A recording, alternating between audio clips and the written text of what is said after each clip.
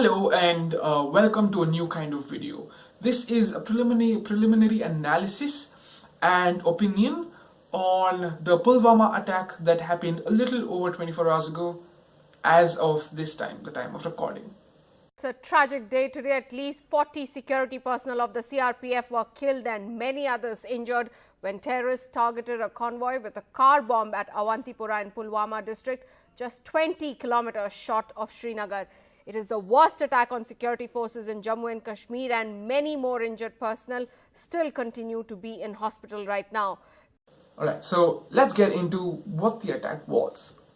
In the strictest definition, if you follow the definition of terrorism strictly, this is not a terrorist attack. Well, it was conducted by a terrorist group, but this is not a terrorist attack. Let me give you the definition of terrorism: politically motivated violence perpetrated in a clandestine manner against non-combatants, committed in order to create a fearful state of mind in an audience different from the victims. This is a widely accepted definition of terrorism, not a universally accepted definition of terrorism, but a widely accepted definition of terrorism because it contains all the elements of a terrorist attack or an act of terrorism. So, if you notice very clearly, the victims here in the Pulwama attack are paramilitary troopers, which means they are combatants. Non-combatants are civilians like you or me sitting in different parts of India. So this is not an out-and-out act of terrorism. If you go strictly by the definition of terrorism, it's too early to say why this attack happened, but many people, by many people I mean the opposition and many other BJP anti-government forces would tell you that it was a failure of intelligence. The route sanitization did not happen effectively. Well, yes, route sanitization did not happen as effectively as it should have. You might have heard a lot of news channels say sanitization of the route or sanitize the route. What that basically means is a recce team of CRPF Jawans or other paramilitary or military forces travel the route, make sure there is no hindrance of any sort to the 2,500 CRPF men and women traveling from Jammu to Srinagar. So that is basically what they mean by sanitizing the route. So the attack was basically a Mahindra Scorpio car which had 350 kgs of explosives just rammed into a truck, a CRPF truck or a couple of trucks. It basically attacked the convoy. It was a suicide attack. It was a Fidayin attack.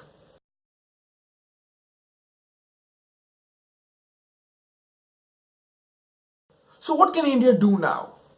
There are many options in India's hand, way too many options. Some of them are foolish, some of them are risky, some of them not so much.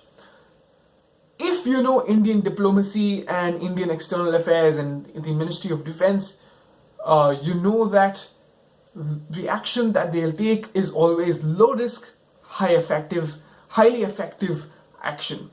So surgical strikes. Let's talk about surgical strikes, the first option. Surgical strikes. Surgical strikes, in my opinion, are a very populist approach to solving this issue. It's not really solving this issue because what a surgical strike would do is wipe out terror launch pads, which means the launch pads, that the places, the last spot in the territory of Pakistan or in the territory under the control of terrorists that they leave to start their attack. If a surgical strike wipes out one terror launch pad or two or three, many more will crop up very soon in the days after the surgical strikes. This is natural because terrorists need launch pads. If they want to attack, launch pads will crop up. The other option that India seems to be taking up very strongly right now with the removal of the most favored nation status and many other moves that are yet to come, hopefully, is the diplomatic stifling of Pakistan What is diplomatic stifling of Pakistan? It basically means in the international stage, India will try and disregard Pakistan, will diplomatically tell other nations, allies of India, to try and stifle Pakistan, not trade with them, not be close allies with Pakistan, in order to diplomatically stifle them. It's a multi-pronged attack on Pakistan, except using hard power, except using the military. It includes everything. So it is a very strange kind of move, but is the least risk, most effective move that I expect or anticipate the Ministry of External Affairs to take. Another option is all-out war. Is all-out war an wise option? No. If you're crying about losing 40 CRPF soldiers, war would mean losing many more soldiers. So is this a wise option? I don't think so. Pakistan is a nuclear power nation, has nuclear weapons. India has nuclear weapons. China, geopolitically, geostrategically very into the India-Pakistan relationship, is also one of the largest armies in the world and has a lot of nuclear weapons. So an all-out war between India and Pakistan would mean risking nuclear war. Another option is not to do anything. Just don't do anything, keep quiet. Well, India values its soldiers way too much. We respect people at the border, people in Kashmir, the soldiers and armed forces in Kashmir a lot. So India will not take this option at any cost, for sure. India will do something, and this is not what anybody expects. India won't sit on its hands, for sure, out of respect for the lives lost. If you ask me, if I was the Minister of External Affairs, if I was a Prime Minister, what would I do? I would possibly pursue fearless diplomacy. What I call fearless diplomacy is what India has been doing already, but without any consideration of any backlash from anybody, including China. India has a lot of allies, and the only reason why other countries, the top five, the top four, excluding China, the top four countries in the UN Security Council are not really very keen about this issue right now is because the US has its own troubles to deal with. They have a possible second government shutdown this year. The UK has Brexit to deal about. France has the Gilets jaunes, the Yellow Vest protests.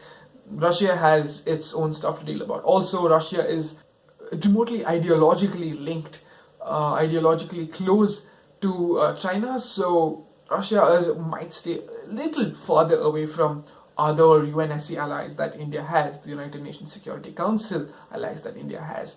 Alright, so that was the preliminary analysis of the Pulwama attack, and further analysis. I expect to make another analysis video in the coming weeks, probably a couple of weeks from now, based on the developments that have happened and on the new information that I would have gathered, or the news channels would have gathered from different sources.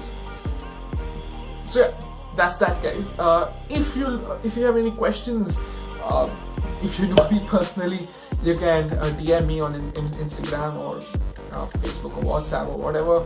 If you have something public to say, you can say that in the comment section below.